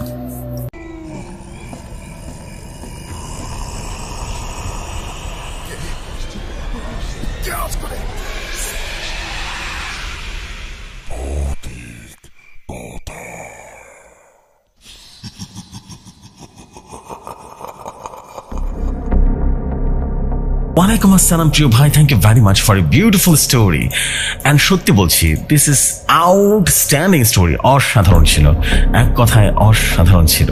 দিস ইজ বেসিক্যালি অনেক বেশি ভালো একটা স্টোরি ছিল। আই বিলিভ যে আপনাদের সবার কাছে অনেক অনেক বেশি ভালো লাগছে স্টোরি। আর যদি আসলেই ভালো লাগে দেন ডেফিনেটলি আপনারা কিন্তু দেরি করবেন না, আপনার ঘটনা মানে আপনারা ডেফিনেটলি কমেন্ট করে জানাবেন যে কেমন হচ্ছে। This is the most terrified story. অনেক বেশি জোস একটা স্টোরি ছিল, অসাধারণ অসাধারণ। থ্যাংক ইউ ভেরি মাচ প্রিয় ভাই। অ্যান্ড সুজন ভাই, আপনার কাছে যদি এরকম আরো স্টোরি থাকে ইউনিক, এই স্টোরিটা আমার কাছে ইউনিক লেগেছে এই জন্য যে মজা ছিল, একটা অ্যাডভেঞ্চার টাইপের ছিল এবং ইন্টারেস্টিং লেগেছে আমার কাছে। অল ওভার অনেক বেশি ইন্টারেস্টিং একটা স্টোরি ছিল। সো আপনার কাছে এরকম স্টোরি থাকলে আপনি ডেফিনেটলি আবারও পাঠিয়ে দেবেন আমার কাছে। অ্যান্ড ইনশাআল্লাহ আপনার ঘটনা আমি এর আগেও প্রচার করেছি, এখনও প্রচার করছি, সামনে প্রচার করবো। থ্যাংক ইউ ভেরি মাচ এই ধরনের ঘটনা পাঠানোর জন্য। অনেকদিন পর এরকম একটা ইন্টারেস্টিং স্টোরি শুনলাম, ভালো লেগেছে। সো চলে যাই আমরা পরবর্তী ঘটনায়। আশা করছি পরবর্তী ঘটনা আপনাদের কাছে ভালো লাগবে। চলে যাই ঘটনায়। যেভাবে লেখা আছে সেভাবেই পড়ছি। আসসালামু আলাইকুম জুফরি খান ভাই, আশা করি ভালো আছেন। আমার নাম মুসাব্বির হোসেন। আমি এই প্রথম একটি বড় ঘটনা নিয়ে আসলাম। এটি ভৌতিক কথা পাঠানো 3 নম্বর স্টোরি। তো জুফরি ভাই, ঘটনাটি বড়, তাই লেখার মধ্যে কোনো ভুল ত্রুটি হলে ক্ষমা সুন্দর দৃষ্টিতে দেখবেন। তো ঘটনা শুরু করছি। ফজরের আজানের আগে সেই নিস্তব্ধ মুহূর্ত, পুরো গ্রাম ঘুমিয়ে আছে, শুধু শিয়ালের হালকা হালকা ডাক শোনা যাচ্ছে। ছোট গ্রাম চান্দিপুর, যেখানে দিনের আলোতে সাধারণ জীবন যাত্রা চলে, কিন্তু রাত নামলেই কিছু একটা বদলে যায়। সেদিন ছিল অমাবস্যা। গ্রামের দক্ষিণ পীরবাড়ি বট গাছ যা সবাই এড়িয়ে চলত, সেই রাতেও তার ছায়া বিস্তার করে রেখেছিল। লোককথা বলে বট গাছের নিচে এক ভয়ঙ্কর তান্ত্রিকের আত্মা নাকি ঘুরে বেড়ায়। সে নাকি একটা সময় জিনের সাহায্যে মানুষের উপরে কালো জাদুর চর্চা করত। গ্রামের মাদ্রাসার হুজুর মাওলানা কাসিম জানতেন গ্রামের উপরে কিছু একটা কালো ছায়ার মতো লেপ্টে আছে। কয়েক মাস ধরে রাতের কয়েকজন লোক যেন অদ্ভুত আওয়াজ শুনছিল। কারো চোখে ধরা পড়েছিল সে ছায়া মূর্তি, আর কিছু মানুষ আচমকা নিখোঁজ হয়ে যাচ্ছিল। সেই রাতে কিছু একটা ঘটতে চলেছে, কিন্তু এইটা তিনি অনুভব করলেন। সূরা বাকারা পাঠ করতে করতে তিনি মসজিদের থেকে বের হলেন। দেখলেন বাতাসটা কেমন যেন ভারী হয়ে গেল। তার মনে হচ্ছিল কিছু একটা তার পথ যেন থামিয়ে দিচ্ছে। অন্ধকারের ভেতর থেকে হঠাৎ শোনা গেল চাপা হাসি, গম্ভীর এবং তীক্ষ্ণ সে হাসি। মনে হলো কে যেন তার নাম ধরে ডাকছে, কাশেম কাশেম। তিনি থেমে গেলেন। দেখলেন ঘর অন্ধকার থেকে কিছু একটা তার দিকে এগিয়ে আসছে। কাশেম হুজুর অন্ধকারের দিকে তাকিয়ে কিছুক্ষণ দাঁড়িয়ে রইলেন। শীতল বাতাসে তার গায়ে কাঁপুনি দিয়ে উঠল। তিনি স্থির রইলেন। হঠাৎ অন্ধকার থেকে সেই গা শিউরনি আওয়াজটা যেন শোনা গেল, আবারও স্পষ্ট হতে লাগলো তার কাছে সে আওয়াজটা। হুজুর চোখ বন্ধ করে আয়তাল কুরসি পাঠ করলেন। সাথে সাথে চারপাশের বাতাস ভারী হয়ে উঠল, যেন মুহূর্তের বুকের ভেতরটা বিশাল বড় অশুভ শক্তি নেমে এসেছে। হঠাৎ করে একটা গমগমে আওয়াজ এলো, হুজুর আপনি তো জানেন আমি এসেছি, এবার পালাবেন নাকি লড়াই করবেন? এই কথাটা ভেসে ভেসে এলো বাতাসের সাথে। কারো মুখ দেখা গেল না, শুধু একটা চাপা গুঞ্জনের মতো বাতাস যেন মিশে গেছে। হুজুর শান্ত স্বরে বললেন, আল্লাহ ছাড়া আর কেউ শক্তিশালী নয়, তুই কে? অন্ধকার থেকে তীব্র শ্বাসের শব্দ যেন এলো এবং তারপর ধীরে ধীরে এক আকৃতি স্পষ্ট হতে লাগলো। এক দীর্ঘকায় ছায়া মূর্তি, যার চোখ জ্বল করছে আগুনের মতো করে, আর মুখে বিস্তৃত হাসি, আর চারপাশে যেন বাতাস কাঁপছে, সময় যেন থেমে গেছে। সে বলল, আমি আসফান জিন। এই নামটা শুনে হুজুর কেঁপে উঠলেন। গ্রামের বয়স্করা বলতো শত শত বছর আগে এক তান্ত্রিক এই গ্রামে এক ভয়ঙ্কর জিনকে বন্দী করে রেখেছিল। সেই জিন শক্তিশালী, প্রচন্ড ভয়ঙ্কর এবং প্রতিশোধ পরায়ণ জিন। তান্ত্রিক তাকে নিজের দাস বানিয়েছিল, কালো জাদুর মাধ্যমে মানুষের উপকারে ভয়ঙ্কর অত্যাচার চালাতো। কিন্তু একদিন এক শক্তিশালী হুজুর এসে তান্ত্রিককে ধ্বংস করে দেয়। জিনকে সেই বট গাছের নিচে শিকল দিয়ে বন্দী করে রাখে। তাহলে কি সে বন্দিদশা ভেঙে গেল? হুজুর জোরে জোরে দোয়া পড়তে লাগলো, কিন্তু আশ্চর্যের ব্যাপার, জিনের মুখে হাসি আরো বিস্তৃত হতে লাগলো। কাশেম, তোর দোয়া আমার উপরে কোনো কাজ করবে না। অনেক বছর পর আমি মুক্ত হতে পেরেছি। এবার আমি গ্রামকে শ্মশান বানিয়ে দেব। হুজুরের মনের মধ্যে যেন বিদ্যুৎ চমকানোর মতো সত্যিটা খুলে গেল। নিশ্চয়ই এই গ্রামের কেউ কালো জাদুর চর্চা করেছে, নিশ্চয়ই কেউ সেই তান্ত্রিকের চর্চা পুনর্জীবিত করেছে। তিনি ধপ করে বসে পড়লেন। তার মনে পড়ে গেল কয়েকদিন আগে গ্রামের এক যুবক ছেলে রহস্যজনকভাবে নিখোঁজ হয়েছিল। তার নাম রফিক। ছেলেটি ছিল কৌতূহলী, সবসময় গোপন জিনিসের প্রতি অনেক বেশি রহস্য ছিল। তবে কি সে কোনো ভুল জায়গায় পৌঁছে গিয়েছিল? হুজুর ভাবার সময় পেলেন না। হঠাৎ তিনি অনুভব করলেন কেউ যেন তার শরীরের সমস্ত শক্তি রক্ত চুষে নিচ্ছে। বাতাসে ভেসে এলো এক নারীর কণ্ঠ। তারপরে চারপাশটা নিস্তব্ধ হয়ে গেল। চারপাশের নীরবতা যেন মৃত্যুর মতোই ভারী হয়ে উঠেছিল। কাশেম হুজুর অনুভব করলেন তার দেহ থেকে সমস্ত শক্তি যেন নিঃশেষ হয়ে যাচ্ছে। অদৃশ্য কোনো শক্তি তার শরীরের উপরে চেপে ধরেছে। দম নিতে যেন কষ্ট হচ্ছে। চারপাশের বাতাস ভারী হয়ে উঠেছে, শীতল হয়ে উঠেছে, যেন কবরে ভেতরে আনছেন তিনি। আচমকা বট গাছের পাতা ঝড়ের মতো কাঁদতে শুরু করলো। যদিও কোনো বাতাস ছিল না, আর সেই কাপড়ের মধ্যে ভেসে এলো এক নারীর কান্নার শব্দ। বাঁচাও, বাঁচাও, আমাকে বাঁচাও। কান্নার শব্দটা যেন আসছে মাটির নিচ থেকে, গাছের শিকড় গভীর থেকে। হুজুর চিৎকার করে উঠলেন, কে তুমি? কোথায় আছো? অন্ধকারের ভেতর থেকে ফিস ফিস করে কণ্ঠস্বর শোনা গেল, আমি রফিকের মা, আমার ছেলেকে ফিরিয়ে দাও। হুজুরের কাঁধে ঠান্ডা একটা স্পর্শ লাগলো। তিনি দ্রুত পেছনে তাকালেন, কিন্তু কাউকে দেখতে পেলেন না। হঠাৎই গাছের গোড়া ফেটে গেল। গর্তের ভিতর থেকে একটা পচা বিকৃত হাত যেন বেরিয়ে এলো। সে হাতটা ছিল লম্বা সরু। হুজুর সুরা পাঠ করতে লাগলেন, কিন্তু গলার স্বর আটকে গেল। সে বিকৃত হাতের সাথে ধীরে ধীরে বেরিয়ে এলো এক ভয়ঙ্কর আকৃতির দেহ, যার চোখে কালো লাল আলো জ্বলছে আর বলছে, আমাকে মুক্ত করো, আমাকে মুক্ত করো। সেই দেহের কণ্ঠস্বর যেন গর্জে উঠল। হুজুর তখন বুঝতে পারলেন এটা একটা আত্মা। তিনি আরো বুঝতে পারলেন এই আত্মা কোনো সাধারণ প্রেত নয়, এটা কোনো একজন মানুষ ছিল, কিন্তু কোনো এক অশুভ শক্তি তাকে এই অবস্থায় পরিণত করেছে। হঠাৎ পেছন থেকে এক গম্ভীর কণ্ঠ যেন ভেসে এলো, ওকে মুক্তি করতে গেলে তুমি মরবে কাশেম, তুই মরবি, মরবি। হুজুর চমকে পেছনে তাকালেন। দেখতে পেলেন কালো আলখাল্লায় ঢাকা এক লম্বা ব্যক্তি দাঁড়িয়ে আছে। তার চোখ দুটো ছিল কালো, একেবারেই কালো, যেন সেখানে কোনো মানবিক অস্তিত্ব নেই। হুজুর প্রশ্ন করলেন, তুই কে? লোকটি ধীরে ধীরে এগিয়ে এলো। বাতাসের এক তীব্র পোড়া গন্ধ যেন ছড়িয়ে পড়ল। আমি সেই তান্ত্রিকের উত্তরসূরি, যে এক সময় এই শক্তিশালী আসফান জিনকে বন্দী করেছিল, কিন্তু আমি ওকে মুক্ত করতে এসেছি। কারণ এই গ্রাম, এই মানুষগুলো আমার পূর্বপুরুষদের সাথে বিশ্বাসঘাতকতা করেছে। লোকটির কণ্ঠস্বর শুনে গার লোম দাঁড়িয়ে গেল। হুজুর বিস্মিত হয়ে বললেন, তোর পূর্বপুরুষ? আমার দাদার দাদাকে এই গ্রামবাসীরা পড়িয়ে মেরেছিল, কারণ সে শক্তিশালী ছিল। এখন আমি ফিরে এসেছি আর এই গ্রামকে আমি ধ্বংস করে দেব। হুজুর তখন বুঝতে পারলেন তার সামনে দাঁড়িয়ে থাকা এই লোকই আসমান জিনের নতুন প্রভু, সেই ব্যক্তি যে কালো জাদুর মাধ্যমে অন্ধকার শক্তিকে ফিরিয়ে এনেছে।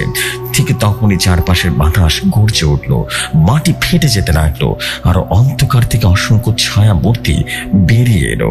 এরা ছিল না মানুষ, না ছিল জিন, বরং এক ভয়ঙ্কর অভিশপ্ত অস্তিত্ব, যারা মৃত্যুর ওপারে চলে গিয়েছে কিন্তু শান্তি পায়নি। তাদের চোখে ছিল এক ধরনের তৃষ্ণা, রক্তের তৃষ্ণা। লোকটা হাসতে থাকে আর হাসতে হাসতে বলল, কাশেম, তোর দোয়া এখানে কাজ করবে না, কারণ আমি জমিনের রক্তের শপথ নিয়েছি। তারপর সে নিজের হাত কাটলো, রক্ত ঝরে পড়লো মাটিতে, গর্জে উঠলো আসফান জিন। মাটি কেঁপে উঠলো, বাতাস ধোঁয়ায় যেন ঢেকে গেল, আর সে ধোঁয়ার ভেতর থেকে এক দানবীয় ছায়া ধীরে ধীরে উঠে এলো। তার লম্বা দেহ আকাশ পর্যন্ত পৌঁছেছে। বিশাল নখর মাটির গভীরে যেন গেঁথে আছে, আর আগুনের মতো জ্বলছে তার চোখ। গ্রামটাকে যেন রাতের আধার গ্রাস করে ফেলল। হুজুরের মনে হলো মৃত্যুর ছায়া তার চারপাশ ঘনিয়ে এসেছে। কাশেম হুজুর মাটিতে পড়ে গেলেন। চারপাশে আসমানের গর্জন যেন প্রতিধ্বনিত হচ্ছিল, আর চারপাশে দাঁড়িয়ে ছিল কারো ছায়া মূর্তির দল। তান্ত্রিক তার রক্ত দিয়ে এই দানবকে মুক্ত করেছে, আর এখন পুরো গ্রাম মৃত্যুপুরীতে পরিণত হবে। হুজুরের চোখের সামনে ভেসে উঠল গ্রামের মানুষের মুখ। শিশু, বৃদ্ধ, নারীরা কেউ জানে না যে এই রাতে তাদের সাথে কি ঘটতে পারে। তিনি কাঁপতে থাকা ঠোঁট দিয়ে দোয়া পড়তে শুরু করলেন, কিন্তু কোনো শব্দ বের হলো না। শয়তান আসমান জিন তার দিকে যেন তাকিয়ে অট্ট হাসিতে মেতে উঠেছে। সে বলে উঠল, লাভ হবে না কাশেম, তোর আল্লাহ তোকে আজ বাঁচাতে পারবে না রে। হুজুর চোখ বন্ধ করলেন। ঠিক তখন এক প্রচন্ড বাতাস যেন বইতে শুরু করলো এবং চারপাশের বাতাস কাঁপিয়ে ভয়ঙ্কর কণ্ঠস্বর আকাশ থেকে ভেসে এলো, আল্লাহ যার সাথে আছে কেউ তাকে পরাজিত করতে পারবে না। এক মুহূর্তের মধ্যে সবকিছুই যেন কেঁপে উঠল, আর একটা সাদা আলোক ঝলকানির মাঝে অন্ধকার ছিন্ন ভিন্ন হয়ে গেল। হুজুর ধীরে ধীরে চোখ খুললেন। তার সামনে দাঁড়িয়ে আছে বিশাল আকৃতির একটা দেহ। তার দেহটা রূপার মতো চকচক করছে। বিশাল ডানা আছে তার পেছনে, আর চোখ দুটো যেন একেবারে নীল। হুজুর, আমি চলে এসেছি। হুজুরের মুখে যেন হাসি ফুটে উঠল। তিনি দেখলেন তার পুরনো বন্ধু দায়ুস যেন দাঁড়িয়ে আছে তার সামনে। এটা ছিল হুজুরের এক বন্ধু, যার সাথে বহু বছর আগে পরিচয় হয়েছিল। দায়ুস জিন একদল মহান জিনদের সর্দার একজন ছিলেন, যিনি আল্লাহর পাশে থাকতেন এবং শয়তানের বিরুদ্ধে লড়াই করতেন। শয়তান আসফান জিন এবার এক ধাপ পিছনে সরে গেল আর বলল, তুই এখানে কেন? তখন দায়ুস জিন মৃদু হাসি হাসলেন আর বললেন, এই পৃথিবীতে আল্লাহ ছাড়া কোন ইলাহ নেই আসমান। এই তান্ত্রিকের দয়ায় তুই মুক্ত হয়েছিস, কিন্তু তোর ক্ষমতা সীমাহীন নয়। আসমান হুঙ্কার দিয়ে উঠল, আমাকে আটকানোর সাধ্য কারণে। তারপরে সে বিশাল হাত দিয়ে মাটিতে পড়লো। পুরো জায়গাটা যেন কেঁপে উঠল। বাতাস থেমে গেল। এবার শুরু হলো মহাযুদ্ধ। আসফান এবং দায়ুস জিনের মধ্যে প্রচন্ড যুদ্ধ শুরু হলো। বাতাসে যেন বিদ্যুৎ চমকালো, মাটিতে আগুন ধরে গেল। গ্রামের চারপাশের গাছপালা মুহূর্তেই পুরো ছাই হয়ে যেতে লাগলো। আসফান বিশাল এক আগুনের গোলা ছুড়ে দিল, কিন্তু দায়ুস জিন ডানার ঝাপটে সেটা নিভিয়ে দিল। তারপর দায়ুস জিন মাটিতে হাত দিলেন, আর সেখানে বিশাল স্বর্ণালী বৃত্ত তৈরি হলো। আল্লাহর নামে আমি তোর দম্ভ শেষ করতে এসেছি। আসমান জিন এবার তীব্র গর্জন করে উঠল, আকাশের দিকে তাকালো, আর চারিপাশের ছায়ামূর্তিরা ভয় পেয়ে পেছনে সরে গেল, কারণ তারা জানে দায়ুস জিনের সামনে কেউ টিকতে পারবে না। এদিকে তান্ত্রিকা আতঙ্কিত হয়ে চিৎকার করলো, না না, আমি তোকে মুক্ত করেছি, তুই হারতে পারিস না। আসফান এবার তান্ত্রিকের দিকে তাকালো, তার চোখ রক্ত লাল হয়ে উঠল। আমি কারো দাস নই। এরপর সে মুহূর্তেই তান্ত্রিকের উপরে ঝাঁপিয়ে পড়ল এবং সাথে সাথে তার দেহ থেকে মাথাটা আলাদা করে ফেলল। হুজুর বিস্ময়ের সাথে দেখলেন শয়তানকে বিশ্বাস করে না। এবার দায়ুস জিন তার দুটো হাত তুলে বললেন, আসফান, তোকে আবার বন্দি করা হবে বট গাছের নিচে। এক ঝলক সোনালি আলো যেন বের হলো তার হাত থেকে, যা আসফানের পুরো শরীরকে জড়িয়ে ধরল। আসফান চিৎকার করে উঠল। তার বিশাল দেহে ধীরে ধীরে সংকুচিত হতে থাকলো এবং সে বট গাছের নিচে বন্দী হয়ে গেল। এরপর গ্রামটা নিস্তব্ধ হয়ে গেল। চারপাশে আর কোনো ছায়া মূর্তি নেই। বাতাস যেন ঠান্ডা হয়ে উঠল। হুজুর কাঁপতে কাঁপতে মাটিতে বসে পড়লেন। দায়ুস জিন ধীরে ধীরে তার কাছে এসে বললেন, হুজুর, আপনি ঠিক আছেন তো? হুজুর বললেন, হ্যাঁ, আমি ঠিক আছি। আজকে তোমার জন্য আমি এই গ্রামকে বাঁচাতে পেরেছি, না হলে পুরো গ্রাম শ্মশান হয়ে যেত। দায়ুস জিন বলল, হুজুর, আপনি আমাকে কেন আগে ডাক দিলেন না? হুজুর বললেন, তোমার দেওয়া আংটিটা কোথায় যেন হারিয়ে গেছে, তাই তোমাকে ডাকতে পারেনি। এরপর দায়ুস জিন বলল, হুজুর, এখন থেকে আপনি আমাকে মনে মনে 3 বার ডাকলে আমি চলে আসবো, আপনার কোনো ক্ষতি হতে দেব না। তারপর হুজুর বললেন, এই গ্রামে আবারও অন্ধকার নামতে পারে যদি শয়তানের পথ ধরে। সেই রাতের পর থেকে চান্দিপুর গ্রামে আর কখনো কোনো অশুভ কিছু ঘটেনি, কিন্তু বট গাছের নিচে গেলে নাকি কেউ আবারও বলে সেখানে নাকি বাতাস ভারী হয়ে ওঠে। যে সময় এই ছিল ঘটনা। যদি ভালো লাগে পড়ে শোনাবেন।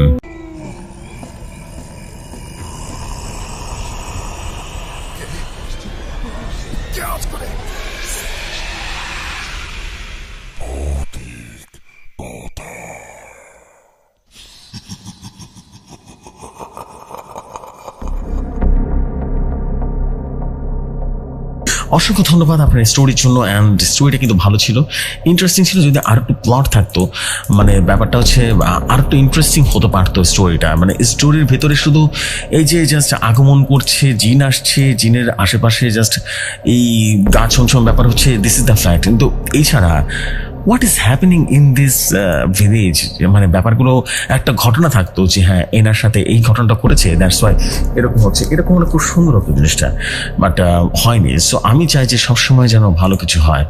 সো আপনি ট্রাই করবেন আপনাদের জায়গা থেকে যে স্টোরি দেখছেন, স্টোরি বেস করে যাতে ঘটনা থাকে, যাতে একটা পারফেক্টলি একটা স্টোরি বেস ঘটনা থাকলে সেটা অনেক সুন্দর হবে। So this the fact. আমি আর দেরি করবো না, আমি এখন যেটা করবো সেটা হচ্ছে আর দেরি না করে সরাসরি আমরা চলে যাবো পরবর্তী ঘটনায়। এখন আমাদের হাতে তিনটা ছোট ছোট ঘটনা আছে, তিনটা খুবই ছোট ঘটনা। আমি ছোট ঘটনাগুলো পড়েই শেষ করবো এই এপিসোডটা। চলে যাই সরাসরি নেক্সট স্টোরিতে।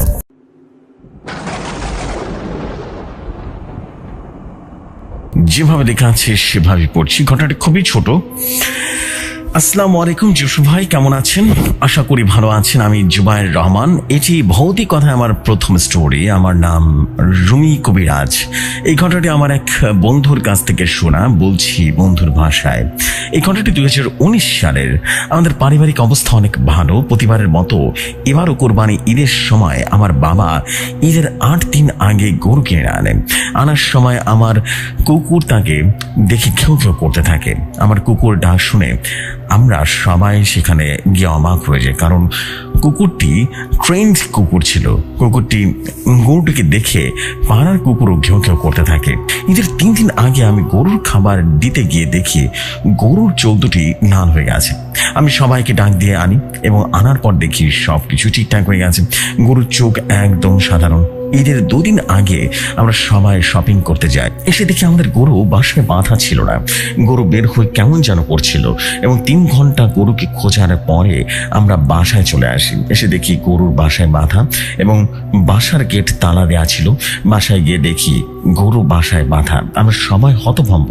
আমার বাবাও ঘটনাটি দেখলো। এরপরে কবিরাজকে ফোন দেয়। ফোনে সমস্ত ঘটনা খুলে পড়ে। কবিরাজ বলল, আমি আসছি। কবিরাজের নাম ছিল রুমি কবিরাজ। সে বাসায় এসে সে গরুটাকে ভালোভাবে পর্যবেক্ষণ করলো এবং বললেন, এই গরুকে শয়তানের নামে বলি দেওয়া হয়েছে। আমার বাবা বলেন, এর কি কোনো উপায় নেই? সে তখন বলল, 7 নদীর পানি পরে দিচ্ছি। আমি যা করা লাগবে করে দিচ্ছি। সবকিছু নিয়ে এসছি। আমি ঠিক আগামীকাল 3টার দিকে আসবো, কেমন? সেই 3টার সময় এসে গরুটাকে রুকা করতে লাগলো এবং 3 ঘন্টা রুকা করার পর সে বলল, আমার যা করার তা করেছি। আমার কথা মনে রাখবেন, গরুটি কাটার পর সব গোস্ত গরিবদের মধ্যে দান করে দিবেন। চামড়া এবং ভুঁড়ি মাটিতে কেটে রাখবেন। আমরা তার কথা মতো সবকিছু করলাম। এরপর আর তেমন কিছু ঘটনা ঘটেনি। এই বলে ঘটনাটি শেষ করলো। ভাই, এই ছিল আমার বন্ধুর কাছ থেকে শোনা খুবই ছোট একটা ঘটনা। ওজোটা হলে ক্ষমা সুন্দর দৃষ্টিতে দেখবেন। সবাই ভালো থাকবেন, সুস্থ থাকবেন। আসসালামু আলাইকুম।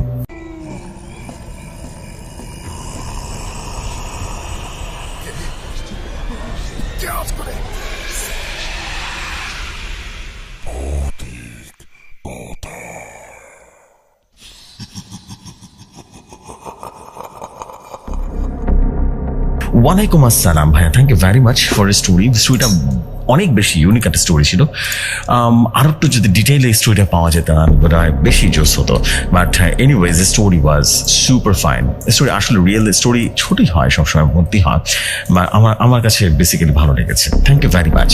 সো এই ছিল আজকের আয়োজন। আমি আর বেসিক্যালি কথা বাড়াবো না, because I have to go. ইনশাল্লাহ আপনাদের সাথে আবারও কথা হবে নতুন কোনো এপিসোডে। ততক্ষণ সবাই ভালো থাকুন, সুস্থ থাকুন, অ্যান্ড মোস্ট ইম্পর্টেন্টলি ভৌতিক কথার সাথেই থাকুন। আসসালামু আলাইকুম, শুভরাত্রি সবাইকে।